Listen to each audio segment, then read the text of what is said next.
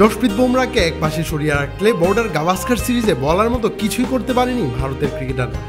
Australia সফরে ভরাডুবির পর সুনীল গাভাস্কার, ইরফান পাঠানের মতো সাবেক ক্রিকেটাররা ভারতীয় ক্রিকেটের তারকা সংস্কৃতি বন্ধের দাবি তুলেছিলেন। সঞ্জয় মাঞ্জরেকারও সবসময় এমন তারকা সংস্কৃতির বিরোধিতা করে গেছেন। ভারতের ক্রিকেটে প্রতি প্রজন্মেই একজন করে নায়কের জন্ম হয়েছে। মাঠে ক্রিকেটে সবাই ছোট ছোট পারফরমেন্স করলেও নির্দিষ্ট একজনকে আলাদা করে সবার উপরে জায়গা দেওয়ার সংস্কৃতিটা নতুন নয়। 1983 বিশ্বকাপের কথাই ধরা যাক। সেই বিশ্বকাপে খেলা বাকিদের নিয়ে যতটা না আলোচনা হয় তার চেয়ে কয়েক গুণ বেশি আলোচনা হয় কপিল দেবকে নিয়ে। 2011 বিশ্বকাপের পরও এমন ঘটনা ঘটেছে। সেবার ভারতের বিশ্বকাপ জয়ে অবদান রেখেছিলেন গৌতম গম্ভীর, যুবরাজ সিং, সুরেশ রায়নারা। পেসার জহির খান ও মুনাফ পেটেলও নিজেদের মতো পারফর্ম করেছিলেন পুরো টুর্নামেন্ট জুড়ে। কিন্তু ভারতে 2011 বিশ্বকাপ মানেই যেন ফাইনালে মহেন্দ্র সিং ধোনির সেই হেলিকপ্টার শট। অথচ ফাইনালে 97 রান ইনিংস খেলে জয়ের ভিতটা ঠিকই করে দিয়েছিলেন গৌতম গম্ভীর। ভারতের মিডিয়ায় এমন নায়ক পূজা নিয়ে সবসময় সরব ছিলেন গম্ভীর। মেইন স্ট্রিম মিডিয়ার সঙ্গে সামাজিক যোগাযোগ মাধ্যমেরও দায় কম দেখছে না গৌতম। ভারতের প্রধান কোচ একবার তো বলেই দিয়েছিলেন, ড্রেসিং রুমে দানব তৈরি করো না। একমাত্র ওয়ালটন এসি দিচ্ছে 1 বছরের রিপ্লেসমেন্ট গ্যারান্টি।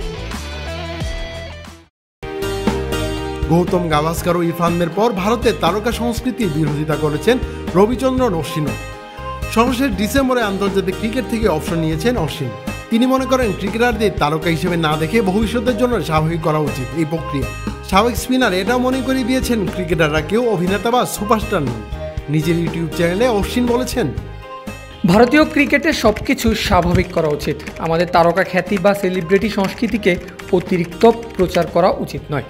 আগামী প্রজন্মের জন্য এটি স্বাভাবিক করা প্রয়োজন। আমরা ক্রিকেটার, অভিনেতা বা সুপারস্টার নই, আমরা ক্রীড়াবিদ। আমাদের এমন একজন হতে হবে যাতে সাধারণরা তাদের সঙ্গে মেলাতে পারে, তুলনা করতে পারে।